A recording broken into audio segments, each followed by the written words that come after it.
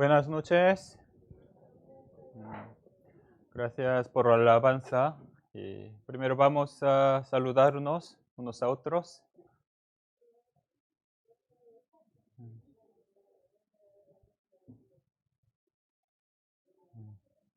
Gracias por venir. Hoy es el segundo día. Creo que aquí está vacío. Mejor plaza. Vale, empezamos hoy el segundo día del seminario. Vamos a orar juntos. Dios del amor, gracias por permitirnos esta semana con tu palabra. Sabemos que en la Biblia hay la verdad.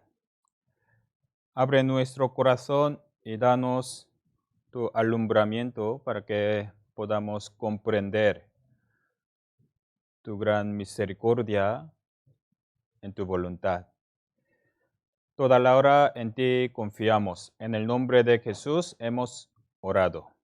Amén. Vamos a abrir la Biblia Juan capítulo 3. Juan capítulo 3, versículo 1. San Juan capítulo 3, versículo desde 1 al 7.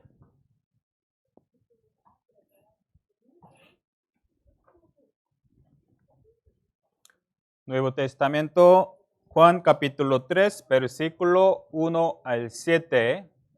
Les voy a leer. Había un hombre de los fariseos que se llamaba Nicodemo, un principal entre los judíos.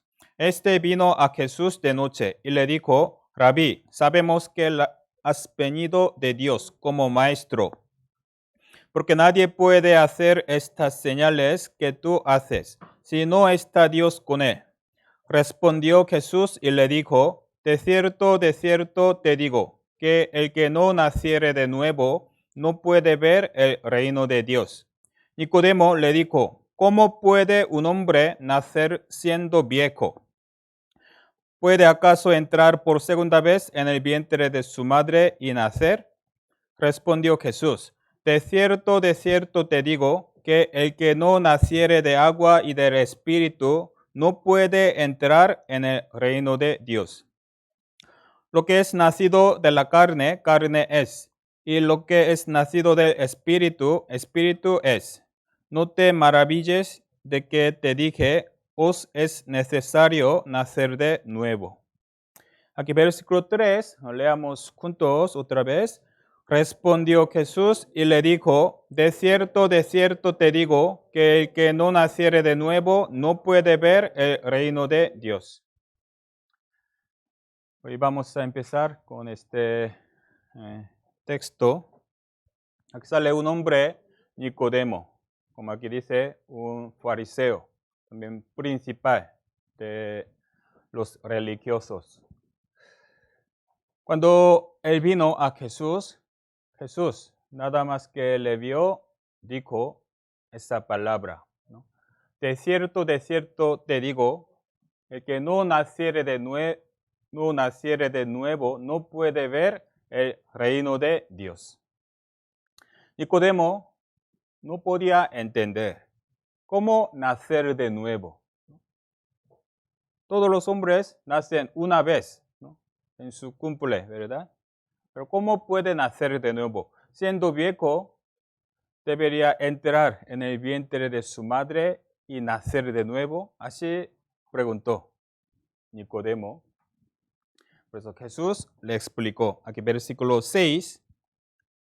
Lo que es nacido de la carne, carne es. Lo que es nacido del Espíritu, Espíritu es.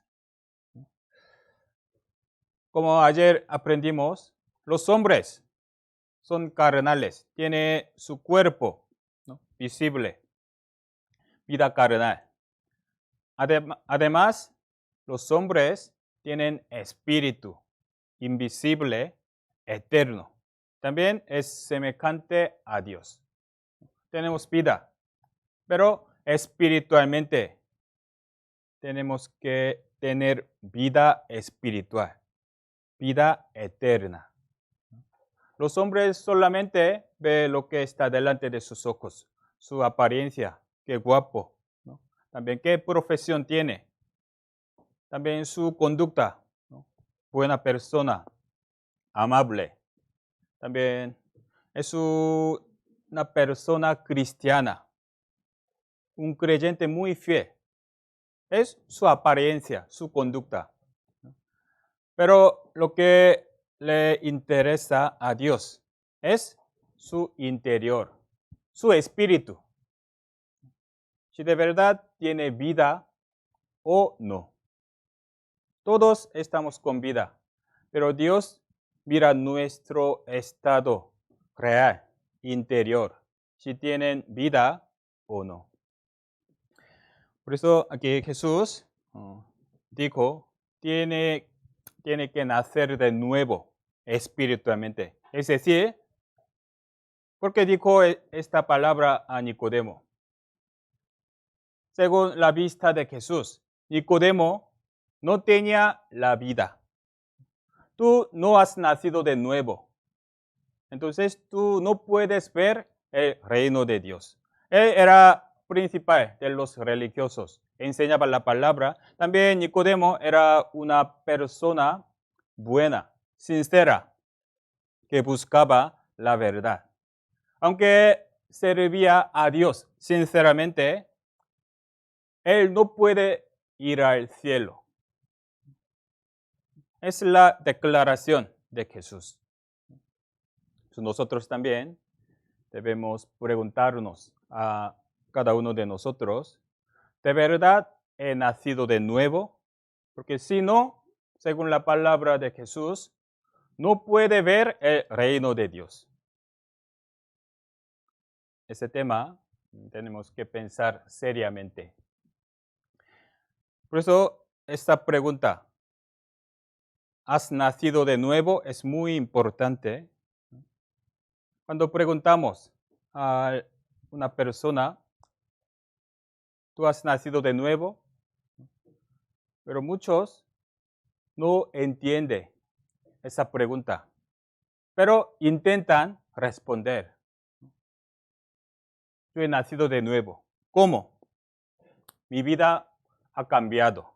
Antes yo bebía, fumaba, bailaba, ahora no. Mira, yo he nacido de nuevo. Pero nacer de nuevo no se refiere a cambio de su vida, su conducta.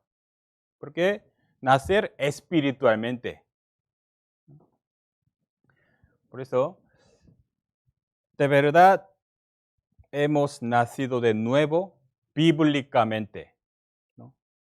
Los que son nacidos de nuevo bíblicamente pueden explicar según la palabra de Dios. Esa respuesta debemos tenerla a través de este seminario. Por eso, como ayer aprendimos, Dios hizo a los hombres dándoles espíritu, que es semejante a Dios. Pero por el pecado, los hombres se apartaron de Dios. Es que tenemos vida, 70, 80 años, pero tenemos que pensar la vida eterna, más allá. Según la palabra de Jesús, aunque un hombre ganaría todo el mundo, pero ¿qué aprovechará si perdiere su alma? Los materiales no pueden salvarnos. Tienen uso, ¿no?, para esta vida. Pero nuestro espíritu eterno, para nuestro espíritu, ¿qué debemos preparar? Tenemos que recordar esa pregunta muy importante. El que no naciere de nuevo no puede ver el reino de Dios. Con ese propósito, seguimos este seminario. Ayer vimos sobre los temas, sobre todo sobre la creación. Dios no se ve, pero ¿cómo puede mostrarse? Sobre algunas maneras por la creación. Hoy vamos a ver por la historia escrita en la Biblia, Dios se muestra. Por eso vamos a ver este tema. Como desde Génesis empieza a hablar del inicio de la historia hasta final en el Apocalipsis. Pero si aprendemos la historia de la Biblia, podemos saber, la historia está enfocada en el juicio de Dios. En la Biblia no sale toda la historia en detalle, pero a través de la historia de la Biblia, Dios quiere darnos la lección, ¿no? A través de esta historia escrita en la Biblia tenemos que aprender. Por eso la historia de la Biblia está enfocada en el juicio de Dios. Sobre toda la historia sobre juicio El más destacador es el diluvio de Noé. Vamos a ver Génesis capítulo 6. Génesis capítulo 6, versículo 13.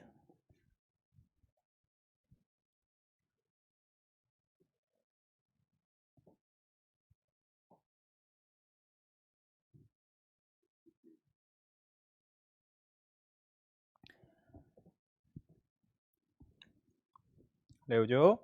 Dijo pues Dios a Noé: he decidido el fin de todo ser, porque la tierra está llena de violencia a causa de ellos. Y aquí que yo los destruiré con la tierra. Es la palabra de Dios a Noé. En la época de Noé ya pasaron, desde Adán, pasaron 1500 años. Desde Adán empezó el pecado. Por eso los hombres murieron espiritualmente, desconectados con Dios. Cuando una cosa, un ser muere, con el tiempo empeora. Se pudre, huele. Del mismo modo, desde que murieron los hombres ante Dios, con el tiempo los hombres se corrompían. Pasando 1500 años, como aquí, esa palabra de Dios está llena de violencia de los hombres. Es que Dios decidió el juicio. Versículo 14. Hazte un arca de madera de gofer. Dios dijo, por el agua iba a destruir. Así que antes de llegar al juicio, les dio un camino de salvación por hacer el arca. Y al final llegó el juicio. Capítulo 7, versículo 11 y 12. El año 600 de la vida de Noé, en el mes segundo, a los 17 días del mes, aquel día fueron rotas todas las fuentes del grande abismo, y las cataratas de los cielos fueron abiertas. Y hubo lluvia sobre la tierra 40 días y 40 noches. Al final llegó el juicio. Es la historia real. Como ayer tratamos, la Biblia es la historia real, no es un mito inventado. Desde Edén, todas las cosas escritas son la historia hecha. Este acontecimiento del diluvio, también muchos conocen, les suena, porque han escuchado alguna vez. También hay algunas películas, dibujos animados, pero es historia real.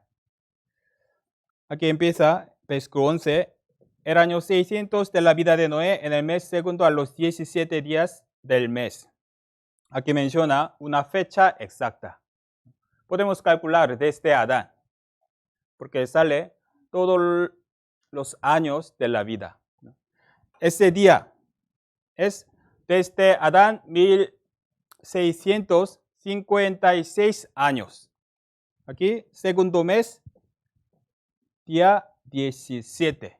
Una fecha exacta, porque es un acontecimiento histórico. Un mito o una fábula no menciona la fecha. ¿Cómo empieza una fábula? Érase una vez. Es una historia inventada, pero es un acontecimiento histórico con una fecha. También hay una duda. El año 600 años de la vida de Noé. Por eso muchos consideran, mira, un hombre de 600 años, no es real, pero es real. Él vivió más de 900 años desde Adán. ¿Cómo podemos demostrar? Aquí sale ahí una clave, versículo 11. Aquel día fueron rotas todas las fuentes, grande abismo, y las cataratas de los cielos fueron abiertas. Aquí sobre todo, las cataratas de los cielos. En aquel momento, antes del diluvio, había unas cataratas. En el cielo había un manto de agua. Si vemos Génesis capítulo 1, cuando hizo Dios todas las cosas, hizo aguas, ¿no?, sobre el cielo y bajo el cielo.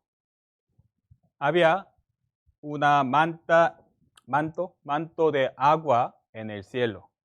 En el diluvio, esa capa de agua fue quitada, se roto.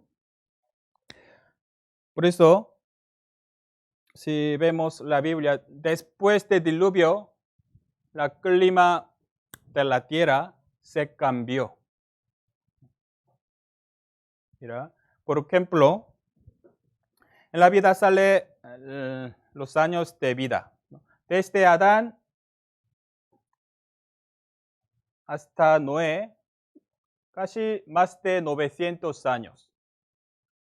Pero desde su hijo Sem, 600, sus nietos, 400, 200, descendió repentinamente después de Noé. ¿Qué pasó en la época de Noé? Se ha quitado esa capa que protegía el rayo maligno del sol. Por eso, después del diluvio hubo mucho cambio.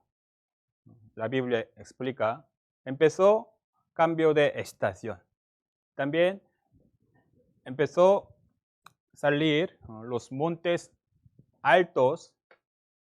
Así, la Biblia nos explica. Capítulo 7, versículo 16.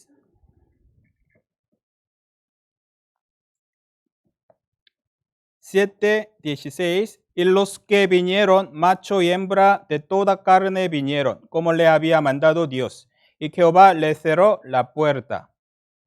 Cuando llegó el tiempo, aquí Jehová Dios cerró la puerta del arca. Aquí, ¿quién cerró la puerta? Eso vamos a fijarnos. Dios mismo cerró la puerta y nunca volvió a abrir. A través de este hecho tenemos que pensar. Dios mandó hacer el arca, pero el que cerró la puerta también es Dios.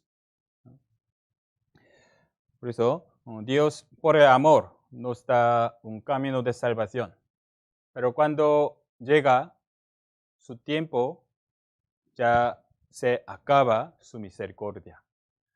Por eso, a través de esta historia, podemos saber. La historia de la Biblia siempre se repite. Primero, siempre por el pecado empieza problema. Entonces Dios no puede tolerar el pecado. Es que les da aviso, ¿no?, para juzgar. Pero antes de llegar al juicio, Dios siempre les permite un camino de salvación. Y con paciencia les espera. Pero si lo rechaza, esa salvación, al final llega juicio. Cuando estaba llena de violencia, lleno de pecado, Dios dijo, destruiré la tierra. Destruiré los hombres con la tierra. Y hasta el arca. Al final empezó diluvio. Si vemos la historia de la Biblia, siempre se repite.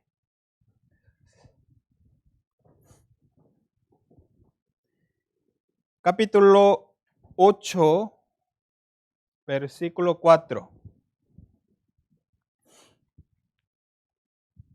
Capítulo 8, versículo 4. Versículo 4. Y después del diluvio, y reposó el arca en el mes séptimo, a los 17 días del mes, sobre los montes de Ararat. Cuando paró este diluvio, este arca reposó en el monte de Ararat. Aquí también mencionando una fecha, también con su ubicación. Por eso, como el registro de la Biblia es muy detallado, hay un estudio, arqueología. Porque según el registro de la Biblia, como teniendo una ubicación, también muchas claves, muchos estudiosos investigan si es verdad. Por eso este diluvio también había mucho estudio para verificar. Aquí sobre todo sale su ubicación. Primero, Monte Ararat. Aún existe Monte Ararat, donde por la frontera entre Turquía y Armenia, teniendo más de 5.000 metros de altura. Por esta altura siempre está cubierto con la nieve. Así, con la nieve está cubierto. A lo largo de la historia, los exploradores no dejan de investigar respecto al arca. Había muchos testigos que encontraron, sacaron foto, trajeron algunos trozos, muchos testigos, registros. También, como toda la tierra se hundió bajo agua, es un castigo universal. Por eso la Biblia dice, las aguas subieron mucho sobre la tierra. Todos los montes altos que había debajo de todos los cielos fueron cubiertos. ¿No? Hasta todos los montes altos fueron cubiertos por el agua. Por eso ahora tenemos muchos fósiles marinos donde en los montes. Fósiles marinos en la cima del Everest.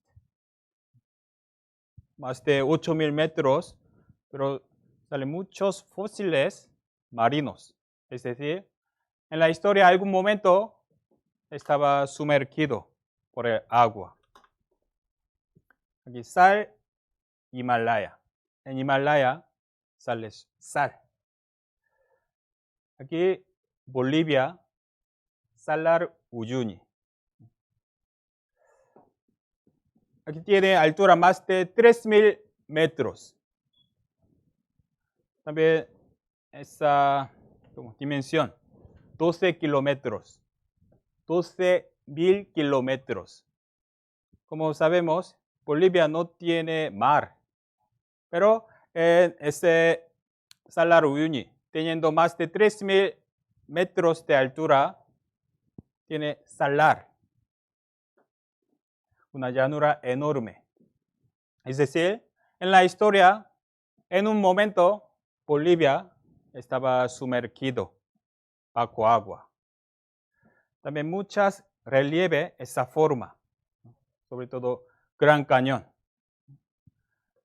Esta imagen en Estados Unidos, teniendo longitud más de 400 kilómetros. Es una formación natural. ¿Cómo formó esa forma? Muchos como estudiaban, daban su posición, ¿no? Como por millones de años, tras el cúmulo de polvo, habrá formado. Pero por el polvo no puede formar así, ¿no? Por eso, últimamente, los estudiosos han investigado, ¿no? Por una catástrofe, por un poco tiempo. Vamos a ver un video.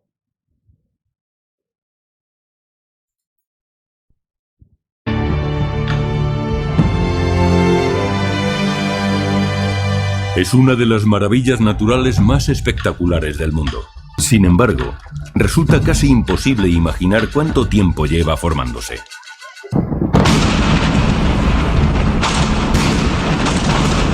Aquí es donde el sentido de la oportunidad entra en acción. El sentido de la oportunidad lo es todo. Una sola gota de lluvia no es nada. Es al unir sus fuerzas cuando la situación gana en seriedad.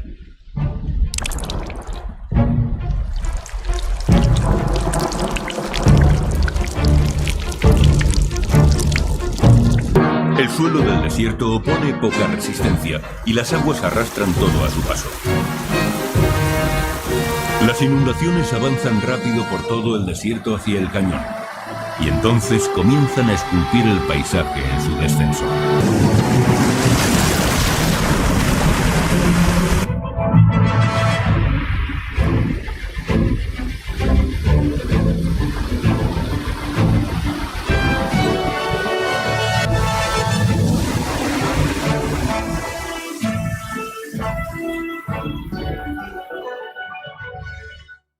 El Gran Cañón nos recuerda que el mundo de nuestro alrededor puede cambiar no gradualmente, sino con impactos breves y contundentes.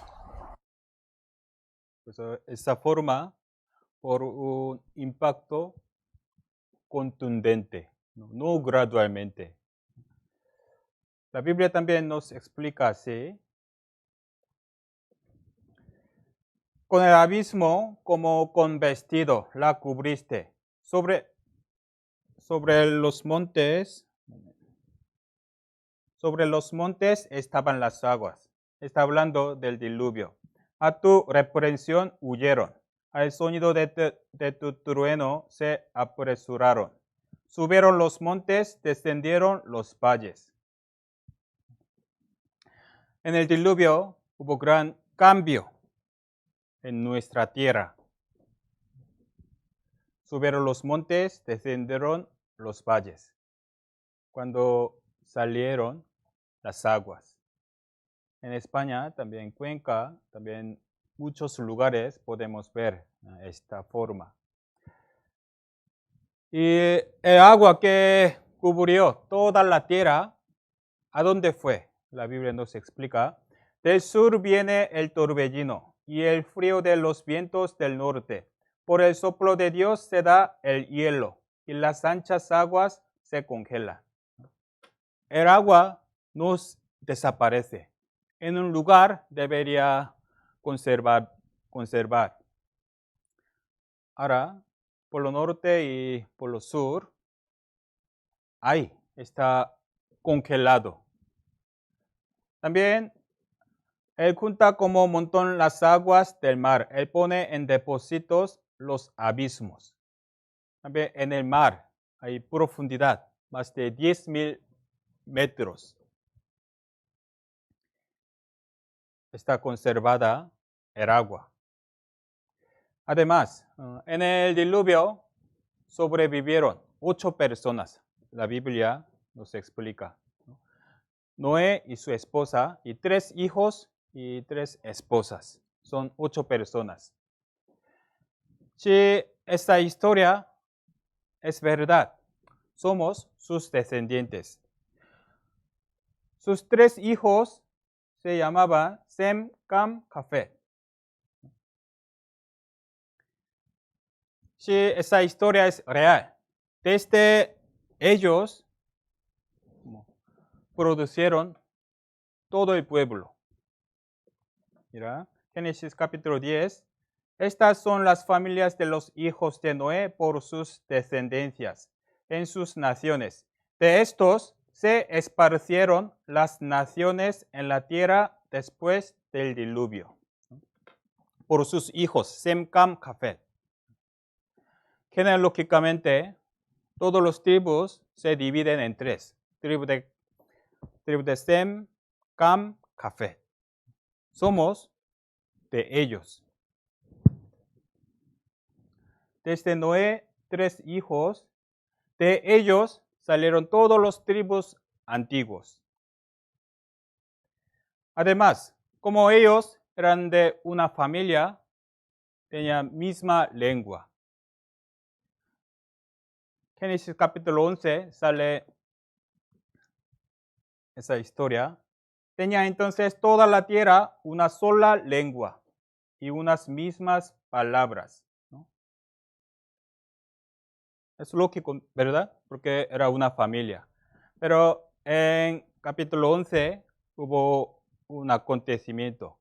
Los hombres intentaban edificar Torre de Babel. Entonces, por esto fue llamado el nombre de ella Babel, porque allí confundió Jehová el lenguaje de toda la tierra, y desde allí los esparció sobre la faz de toda la tierra. Desde una lengua se dividió, ¿no? Todos los idiomas. ¿Sabías que en el mundo se hablan unas 7,000 lenguas? Y todas provienen de una única original. Los lingüistas están de acuerdo. Cada idioma tiene su raíz, ¿verdad? Cada grupo hay. Pero en el principio había una lengua, porque era de una familia. Entonces, ese diluvio de Noé, ese juicio de Dios más representador, ¿no? Es real, ¿no? Podemos demostrar por varias maneras. También, no solamente en la Biblia, cada tribu antiguo tiene ese mito del diluvio universal, porque de una familia se esparcieron todas las naciones. Por eso cada tribu tiene ese mito. Antiguamente hubo un diluvio universal, ¿no? Que sea América, que sea Asia, tiene el mismo mito del diluvio. Porque nos dio ese ejemplo del juicio. Vamos a ver en 2 de Pedro, capítulo 3. Última parte, 2 de Pedro. Apóstol Pedro mencionó este diluvio. 2 de Pedro, capítulo 3, versículo 6 y 7.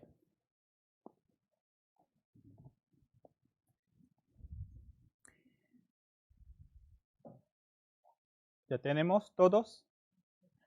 Leamos juntos. Por lo cual el mundo de entonces pereció anegado en agua. Pero los cielos y la tierra existen ahora, están reservados por la misma palabra, guardados para el fuego en el día del juicio y de la perdición de los hombres impíos. El mundo de entonces pereció anegado en agua. Se refiere al diluvio de Noé, porque nos mostró esa huella de diluvio, porque está registrado en la Biblia para nuestro aviso. Versículo 7. Como había este juicio de Dios, los cielos y la tierra que existen ahora están reservados por la misma palabra, guardados para el fuego en el día de juicio. Como el diluvio de Noé, habrá juicio final. También juicio universal para toda la tierra. Pero no por agua, sino por el fuego. Nos está dando ese aviso, mostrándonos ese ejemplo. capítulo 3, versículo 10.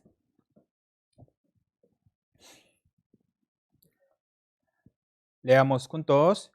Pero el día del Señor vendrá como ladrón en la noche, en el cual los cielos pasarán con grande estruendo, y los elementos ardiendo serán deshechos.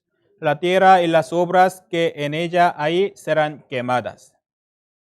Aquí, día del Señor, se refiere al juicio de Dios al final. ¿Qué pasará? Sobre todo, los elementos ardiendo serán deshechos. La tierra y las obras que en ella hay serán quemadas. El juicio por el fuego. Mañana también vamos a ver en qué tiempo estamos según la Biblia. Según la Biblia, estamos en el fin del siglo. Estamos en esta generación, cuando toda la tierra puede ser quemada. No solamente el fuego del cielo, como Sodoma. A través de los hombres mismos están preparadas. Vamos a ver la pantalla. Sobre todo, las bombas nucleares actuales pueden destruir el mundo miles de veces. Habrán escuchado reloj de Apocalipsis. Cada año proclaman cuánto queda para medianoche. Desde 1949 hasta este año también. Ahora, 100 segundos faltan. Pero sobre todo, la causa principal es primera prueba nuclear, pruebas de bomba de hidrógeno. También Estados Unidos, Unión Soviética, preocupaciones nucleares. Los hombres mismos se preocupan por la bomba nuclear. Está cada vez acercándose hasta el final. La Biblia, hablando del juicio final, Dios es juez justo. Dios está airado contra el impío todos los días. Si no se arrepiente, él afilará su espada. Armado tiene ya su arco. Lo ha preparado. Asimismo, ha preparado armas de muerte.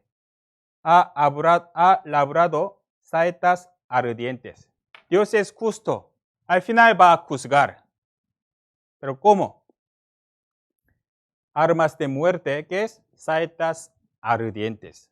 Los hombres mismos están preparando. La Biblia habla de guerra final. Si vemos esa descripción, podemos imaginar cómo será. Aquí, para la hora, día, mes y año, a fin de matar a la tercera parte de los hombres. ¿No? Para una hora va a morir una tercera parte. Para una hora. ¿Cómo puede? Por bomba nuclear. Ahora podemos entender, si por una hora una tercera parte puede desaparecer. Pero esa palabra fue hace 2000 años. Pero en nuestra época podemos entender. Ya puede realizar literalmente. Por estas 3 plagas fue muerta la tercera parte de los hombres, por el fuego, el humo y el azufre. Esta es la descripción de última guerra. En Antiguo Testamento, en Zacarías capítulo 14, hablando de última guerra contra Israel.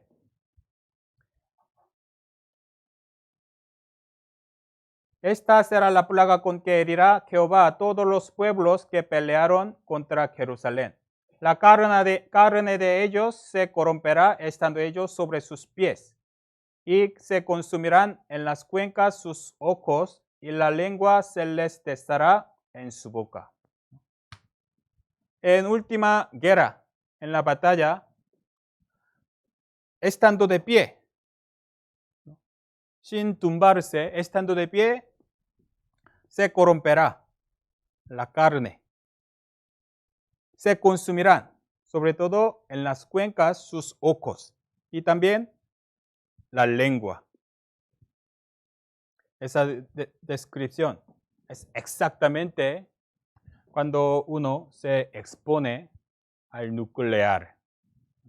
Es una simulación, ¿no?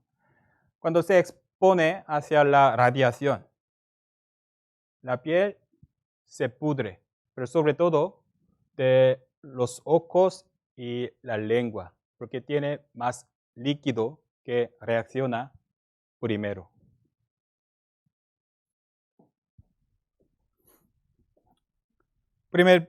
Segundo de Pedro, capítulo 9. Segunda de Pedro, capítulo 3, versículo 9.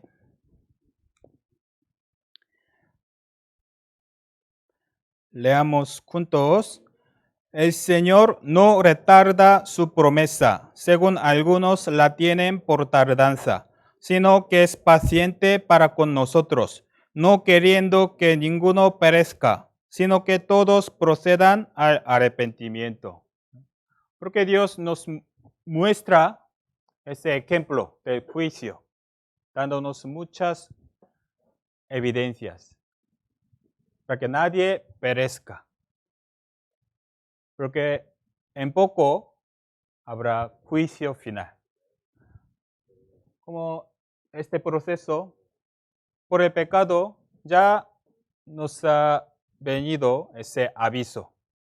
Va a haber juicio final.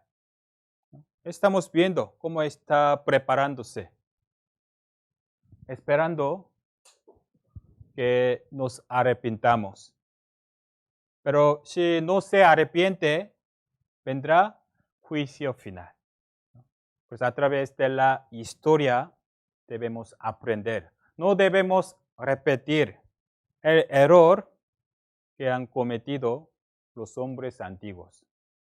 Para esta lección nos ha dado esa historia. Seguimos aprendiendo la historia. Por eso, desde diluvio y como empezaron todas las naciones, todos los pueblos, en ese momento Dios escogió un hombre para levantar un pueblo para Dios, para testificar a Dios.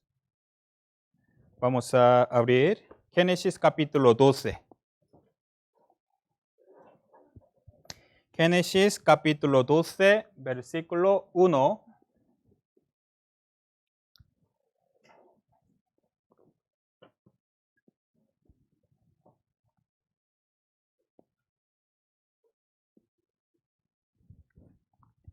Génesis 12, versículo 1 al 3.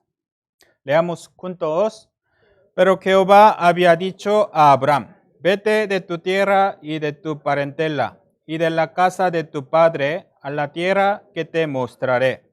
Y haré de ti una nación grande, y te bendeciré, y engrandeceré tu nombre, y serás bendición.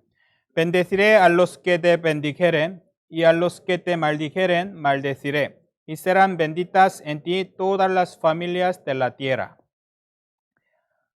Aquí Dios llamó a Abraham, ¿no?, para establecer un pueblo. Así empieza la historia de Israel.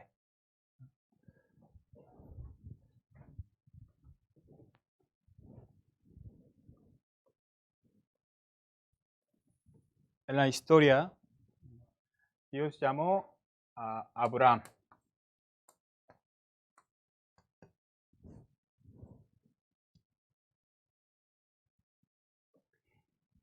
y le permitió algunas cosas. Vete a la tierra que te mostraré. Primero, la tierra.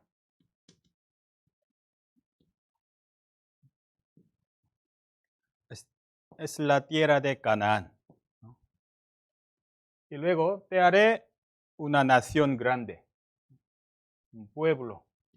A través de una persona empezó un pueblo, una nación. Y serás bendición. Le permitió bendición.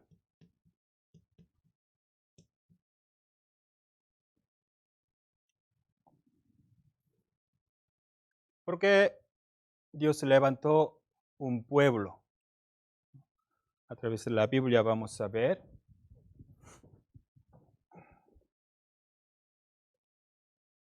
Lo preparé en la pantalla. Primero, para ser testigo, para testificar a Dios. A través de Israel, todo el mundo puede conocer a Dios. Primero, para ser testigo. Y luego, ¿qué ventaja tiene el judío? Sobre todo, les ha sido confiada la palabra de Dios. Los judíos escribieron la Biblia. Ayer vimos, había más o menos 40 personas escritores de la Biblia. Todos eran judíos. A través de ellos, Dios escribió su palabra. Además, los israelitas, de los israelitas, según la carne, vino Cristo. Jesús vino a la tierra, necesitaba un vientre materno, ¿verdad? Jesús vino como judío. Por eso con algunos motivos, Dios eligió un pueblo. Es Israel, pueblo de Dios, pueblo escogido. Pero ¿por qué Israel? Entre muchos pueblos, eso no sabemos, ¿no? Es su decisión. Pero sobre todo en la Biblia nos explica, ese pueblo está la parte central de la tierra. Porque para hacer una muestra para todo el mundo, está ubicada en el centro de la tierra, ¿no? Al lado de Mediterráneo. Mediterráneo, medio de la tierra, ¿saben, verdad? Y también ese pueblo era un pueblo insignificante. ¿Verdad? Deuteronomio. No por ser vosotros más que todos los pueblos os ha querido Jehová y os ha escogido, pues vosotros erais el más insignificante de todos los pueblos. Ellos son insignificantes de su población, de su territorio, un país pequeño, aún actualmente. Para demostrar el poder de Dios, necesitaba un pueblo insignificante, ¿no? Mira, esta lucha, ¿no? Un sumo y un chico. Si este chico lanzase ese gordito, todos se asombrarán, ¿verdad? ¿Qué pasa? ¿No? ¿Qué hay? ¿No? ¿Qué trampa? ¿No? Todos llaman atención, ¿verdad? Del mismo modo, Israel es un pueblo pequeño, pero se nota algo especial, ¿no? Desde toda la historia. Porque ellos tienen promesa de Dios. Aquí Deuteronomio, esta parte, Jehová tu Dios te exaltará sobre todas las naciones de la tierra, ¿no? Para destacarle, Dios les permitió algo especial. Te pondrá Jehová por cabeza, no por cola, y estarás encima solamente, y no estarás debajo. Pues todo el mundo puede conocer cómo es Israel. Por un ejemplo, premios Nobel, ¿no? Los mejores de cada campo. Ganadores, 22% son judíos. Ellos solo ocupan 0,2% de población, pero 22% ganadores son judíos. El año 2020, 4 de los 6 premios fueron ganados por judíos. Porque los judíos ganan los premios Nobel. Porque ellos son sobresalientes. La Biblia ya nos dice, dirán, ciertamente pueblo sabio y entendido, nación grande es esta. Viendo su poder, su inteligencia, todo el mundo dirá, un pueblo sabio, entendido, nación grande. Un pueblo pequeño, insignificante, pero tiene poder. Tiene algo. Vamos a ver.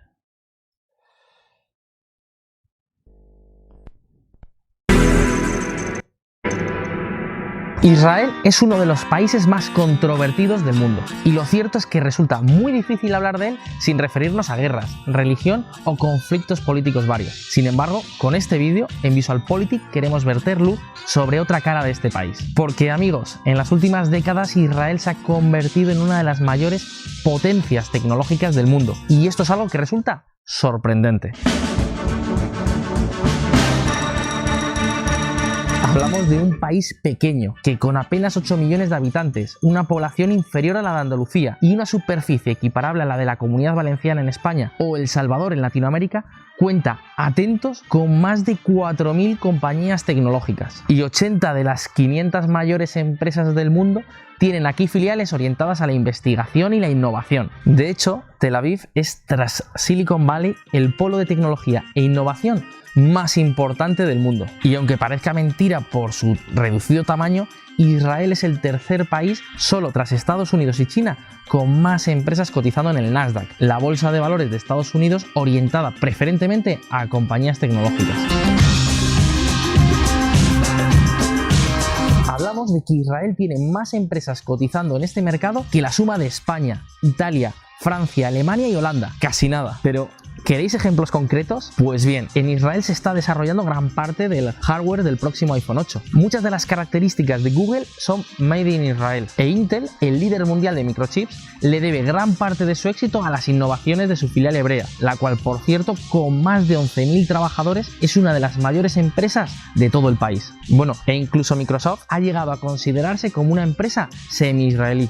It is a hub of innovation with top-notch computer science academic institutes and revolutionary technologies.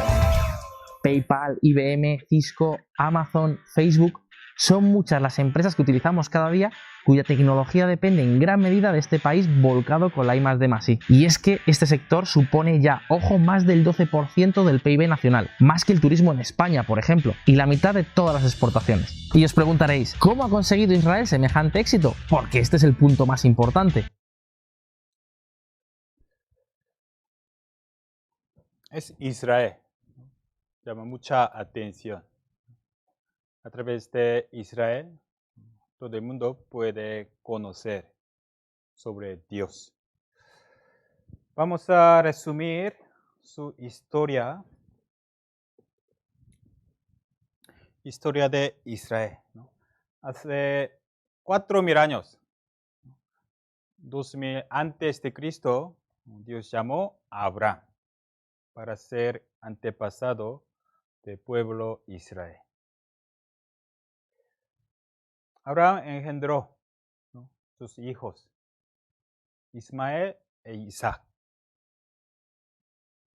Isaac ha hecho padre de árabes. De Isaac, Jacob. Jacob su nombre luego cambió como Israel. Por eso su nombre vino de Jacob, Israel. Y ese Jacob tuvo 12 hijos. 12 hijos son actualmente 12 tribus de Israel. Pero en su época, ellos se mudaron a Egipto, ¿no? Por el hambre. Entre 12, José fue primer ministro. Por eso ellos vivían tranquilamente. Pero después de su muerte, Faraón tuvo miedo de ellos. Por eso esclavizó ese pueblo y ellos sufrieron 400 años bajo Egipto. Egipto aquel entonces era el país más poderoso.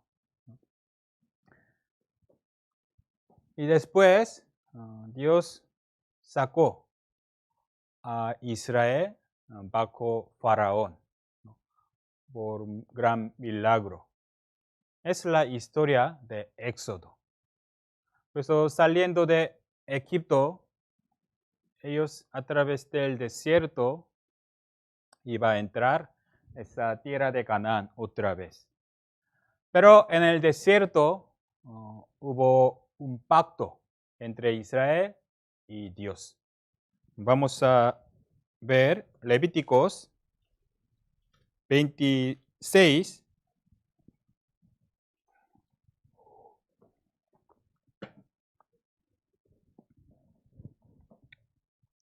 Versículo 13.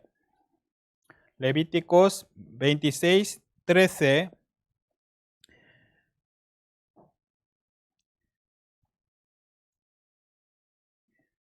Yo Jehová, 26, versículo 13, yo Jehová vuestro Dios que os saqué de la tierra de Egipto, para que no fueseis sus siervos y rompí las coyundas de vuestro yugo, y os he hecho andar con rostro erguido. Así de la esclavitud les liberó y hizo un pacto. Tienen que obedecer, ¿no? Si no obedecen, tendrá ese castigo. Desde versículo 14 explica. Si no obedece, tendrá ese castigo. Aún así, sigue desobedeciendo, tendrá 7 veces más. Cada vez aumenta ese castigo. Y al final, versículo 27, desde 27, si aún con esto no me oyeréis, sino que procediereis conmigo en oposición, y procederé en contra de vosotros con ira, y os castigaré aún 7 veces por vuestros pecados. Y comeréis la carne de vuestros hijos, comeréis la carne de vuestras hijas. Destruiré vuestros lugares altos, derribaré vuestras imágenes y pondré vuestros cuerpos muertos sobre los cuerpos muertos de vuestros ídolos, y mi alma os abominará. Versículo 33, leamos juntos. Y a vosotros os esparciré entre las naciones, y desenvainaré espada en pos de vosotros, y vuestra tierra estará asolada, y desiertas vuestras ciudades. Es un pacto. Entonces los israelitas, escuchando esto, amén, ¿no? Así se cumplió ese pacto entre Dios y Israel. Dios les permitió estas cosas, pero si desobedece a propósito, vuestra tierra será asolada.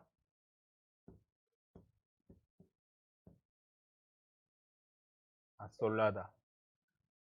Ese pueblo será esparcido, dispersado, esparcido. a todas las naciones. Esta bendición se convertirá como espada, ¿no? Masacre.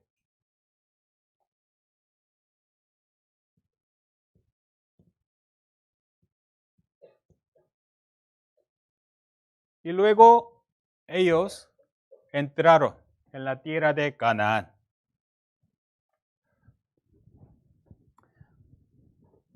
Y después, ¿qué habrá pasado? La historia de Israel siempre era de desobediencia. La historia de los hombres siempre pasa igual. Saben cómo deben andar, pero no andan como saben.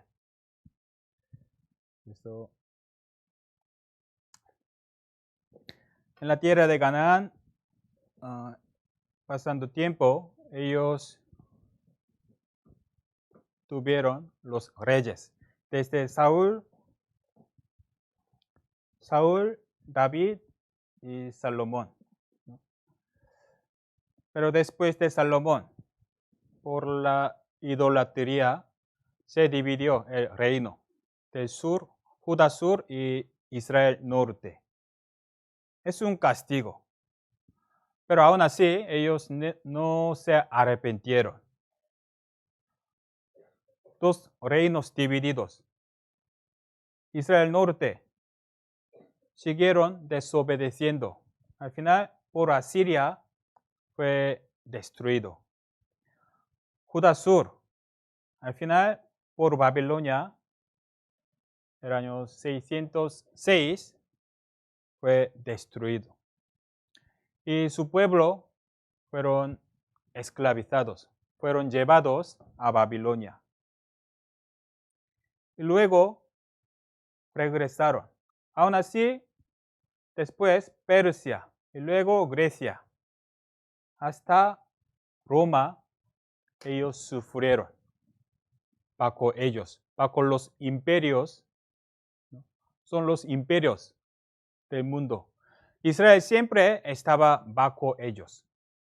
Todo el mundo veía su sufrimiento, porque ellos fueron escogidos como una muestra. Según su desobediencia, cómo sufrieron. Aún así, ellos no se arrepintieron. Al final, bajo Roma, en la época de Roma, en ese sufrimiento, vino Jesús hace 2000 años.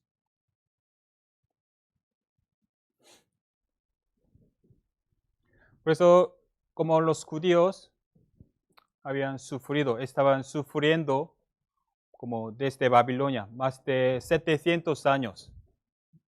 Ellos tenían mucho sufrimiento, vergüenza, porque ellos, siendo pueblo de Dios, estaban bajo los gentiles, a quien menospreciaban.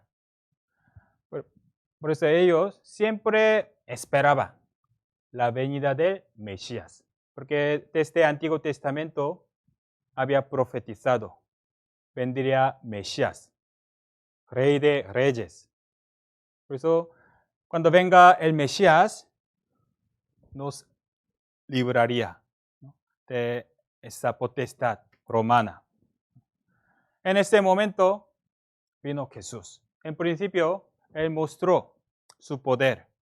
Así que muchos seguían a Jesús, viendo su poder. Vamos a ver San Juan capítulo 6. San Juan capítulo 6, 13 al 15.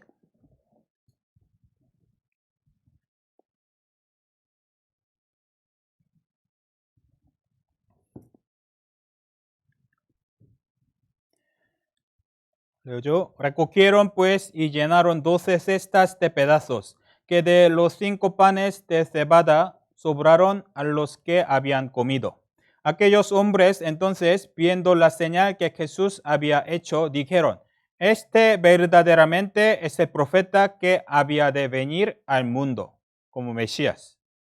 Pero entendiendo Jesús que iban a venir para apoderarse de él y hacerle rey, volvió a retirarse al monte él solo. Cuando hizo gran milagro, con 5 panes y 2 peces, dio de comer a los 5,000 hombres. Por eso todos se asombraron. Este es el profeta verdadero. Se refiere al Mesías que iba a venir. Por eso quería hacerle rey. Con Jesús podemos independizarnos de Roma.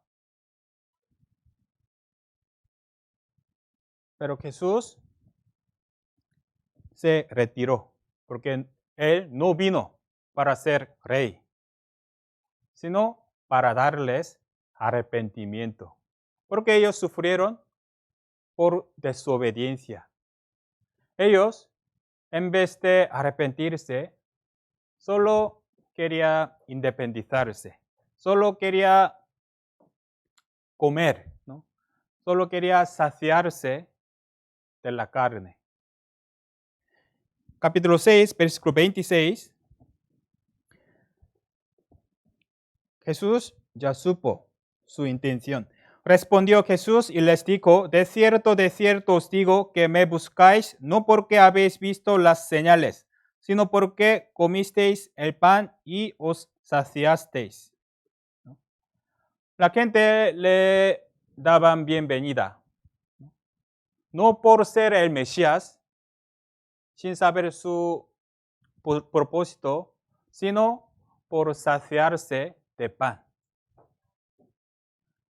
De su carne les gustó, ¿no? Versículo 60. Y luego Jesús empezó a hablar la palabra de Dios sobre la vida eterna, sobre su espíritu.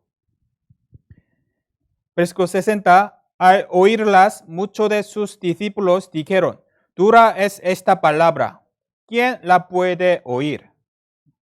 Cuando él hizo milagro, muchos estaban contentos, pero cuando empezó a predicar, se aburren. No les interesaba.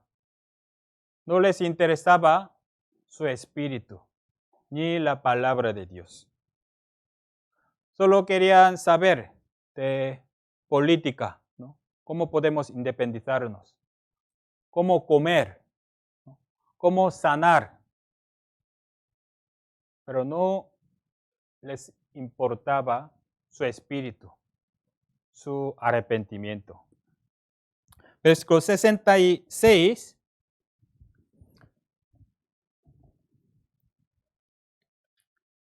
Desde entonces muchos de sus discípulos volvieron atrás y ya no andaban con él. Dijo entonces Jesús a los 12, ¿queréis acaso iros también vosotros? Versículo 68, leamos juntos. Le respondió Simón Pedro, Señor, ¿a quién iremos? Tú tienes palabras de vida eterna. Había muchos seguidores por el milagro, pero se retiraron, casi todo. Solo se quedaron 12 discípulos. ¿Acaso vosotros también queréis iros? Entonces Pedro respondió, ¿a quién iremos? Estamos aquí porque tú tienes la palabra de vida eterna. Les interesaba la vida eterna, su espíritu. Ellos solo podían quedarse con Jesús.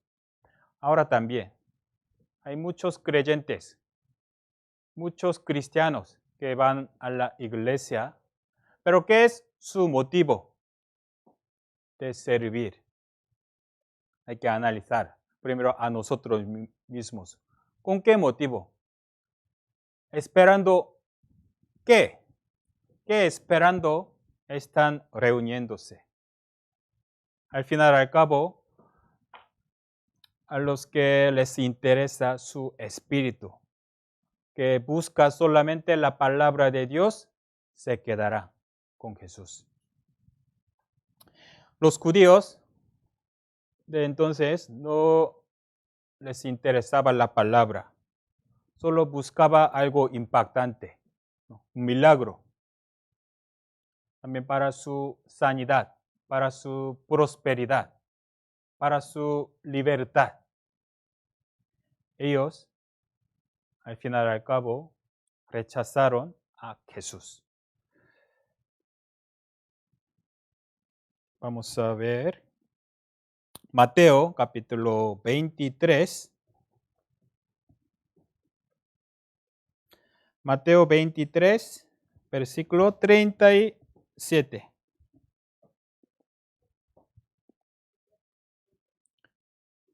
Mateo 23, versículo 37.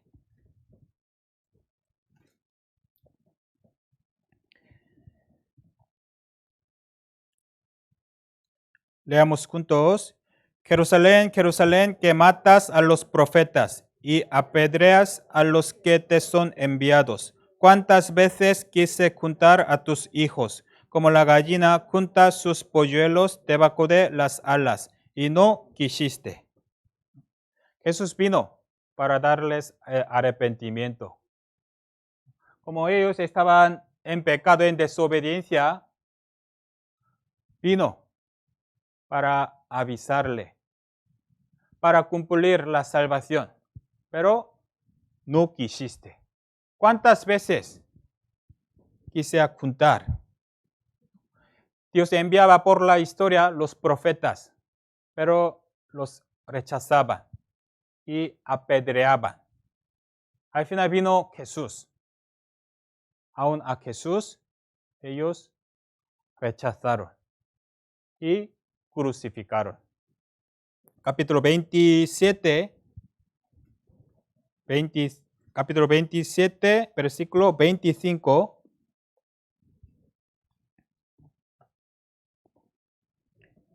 Versículo 25.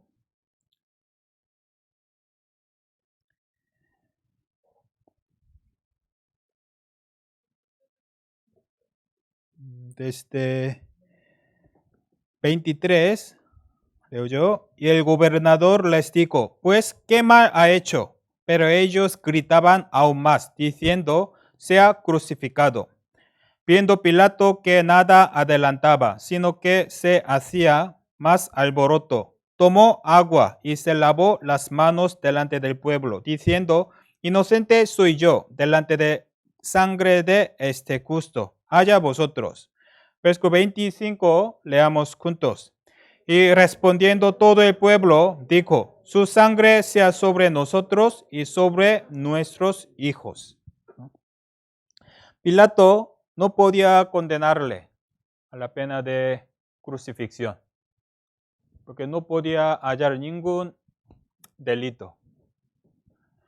Pero los judíos iban a hacer alboroto. Pues por ese miedo, Pilato les entregó a Jesús.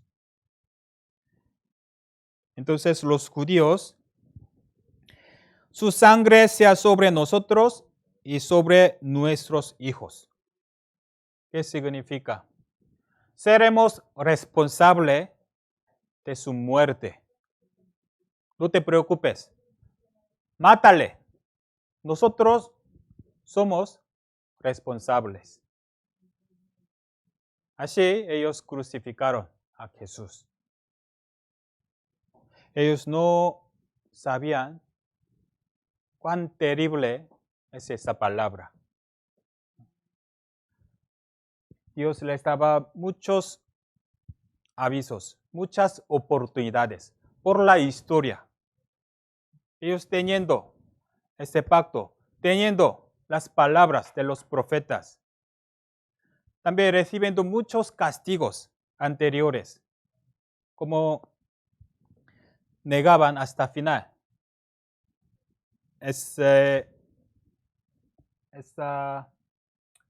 maldición ha llegado. Vamos a ver Lucas capítulo 21. Lucas 21.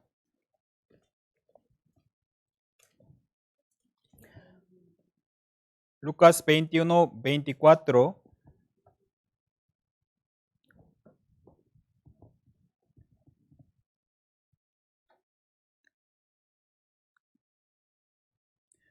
Primero 24, 20, capítulo 21, versículo 20. Pero cuando viereis a Jerusalén rodeada de ejércitos, sabed entonces que su destrucción ha llegado. Versículo 24, leamos juntos.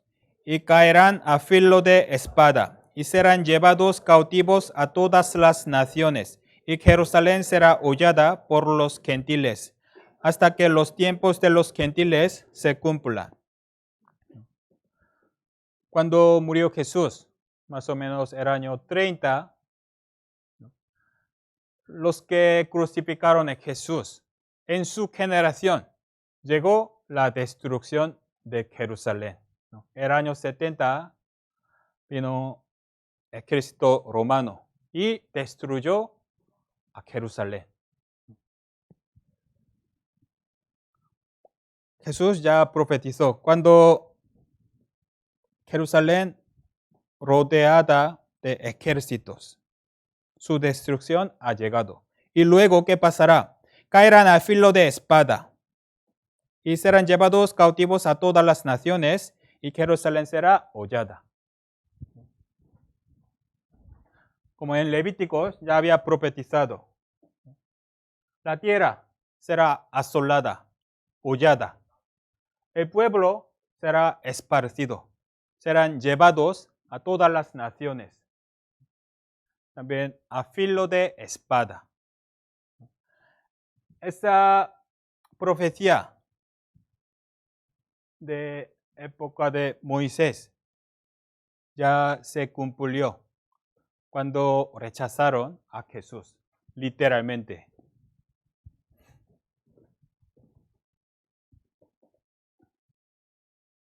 Ellos rechazaron a Jesús, entregándole a Pilato. El año 70 hubo destrucción del templo de Jerusalén. Los que crucificaron a Jesús perecieron en la misma generación. Su sangre sea sobre nosotros, dijeron. Las guerras de los judíos y la destrucción de Jerusalén. En la historia está registrada su destrucción. Desde entonces, ellos fueron esparcidos. Los judíos no podían vivir en su propio territorio. Fueron expulsados de su propia tierra. Pero ni aun entre estas naciones descansarás, ni la planta de tu pie tendrá reposo. Ellos no emigraron voluntariamente. Tampoco puede quedarse tranquilamente con su familia. Donde quiera fueron esparcidos, siempre había persecución. Sobre todo en Europa había muchos judíos. En España también. En principio les estaba bienvenida, pero siempre acaba con maldición. Los judíos de la reconquista a la expulsión. Sobre todo el año 1391 hubo revuelta anti-judía. Por eso en muchos lugares hubo masacre a los judíos. Aquí Valencia, Barcelona, Sevilla. Y al final, 1492, todos los judíos fueron expulsados. No solamente España, de muchos lugares de Europa, ellos fueron expulsados. Así que por la historia ellos vagabundeaban, ¿no?, sin encontrar un lugar tranquilo.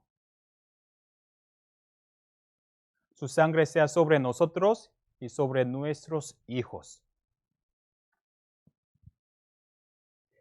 También en la Segunda Guerra Mundial, por 6 años, dicen, 6 millones de judíos fueron asesinados, reuniendo en un campo de concentración. Allí trabajaban y los mataban. Encarcelado desde los niños. Los trataban como animales. Cuando se acaba su uso, fueron asesinados. Es la historia real.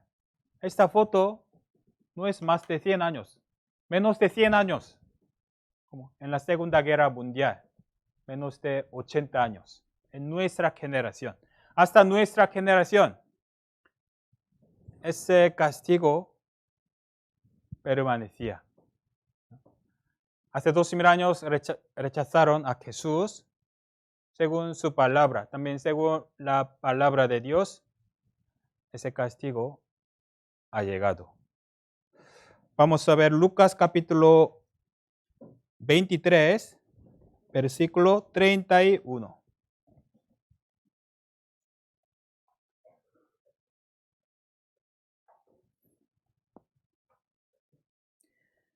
Lucas 23, versículo 31.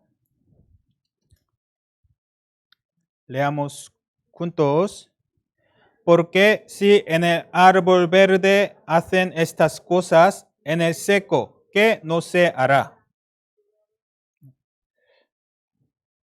Versículo 30. Entonces comenzarán a decir a los montes, caed sobre nosotros, y los collados, cubridnos. Hablando de Jesús, hablando de la tribulación que va a recibir Israel. Dijo así. Su sufrimiento será grave, como versículo 30. Cae sobre nosotros, a los montes.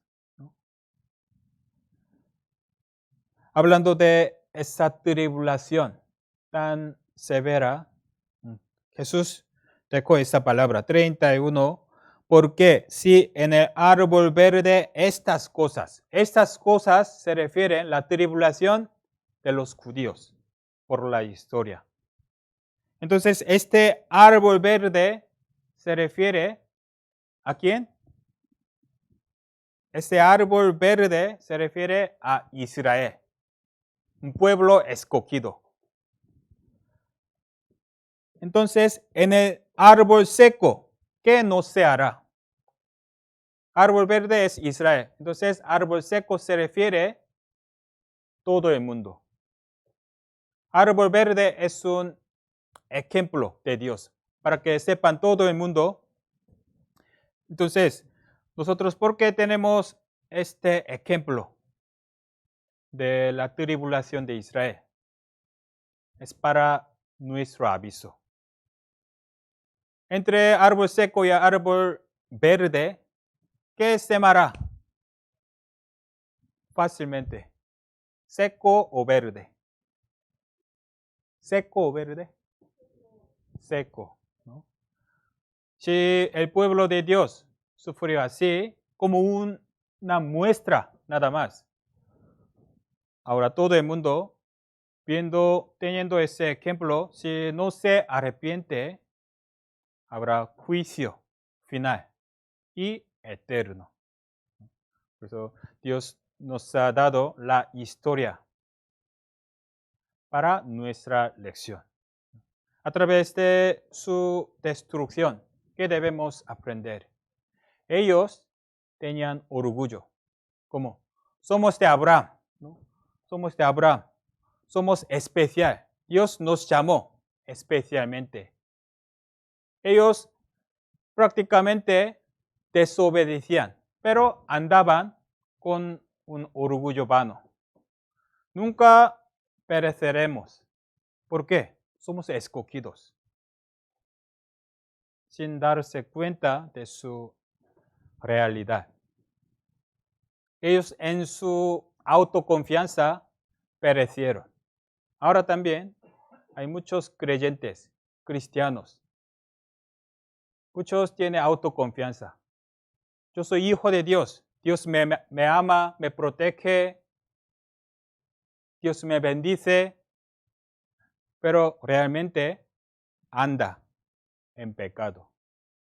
Sin tener la salvación. Sin nacer de nuevo. Solo en un orgullo vano anda equivocadamente. Ellos también serán juzgados. Los judíos que servían a Dios fervientemente, teniendo las escrituras, pero perecieron. Entonces, nosotros, también los creyentes, deben mirar su estado ante Dios. Como la palabra principal de hoy, si no naces de nuevo, no puedes ver el reino de Dios. Ustedes, ¿de verdad han nacido de nuevo según la Biblia? Esa pregunta debemos tener la respuesta a través de la Biblia. Es la lección de la historia de Israel. Pero la historia de Israel no acabó así. Según la voluntad de Dios, en el fin del siglo, ellos se restauran. En nuestra época, ese tema mañana vamos a ver. Hoy hasta aquí, terminamos con oración. Dios del amor, gracias por darnos tu palabra. A través de la historia de Israel, tenemos que aprender tu enseñanza. Danos el corazón abierto para que nadie perezca ante tu misericordia. Gracias por permitirnos esta semana con tu palabra. En el nombre de Jesús hemos orado. Amén.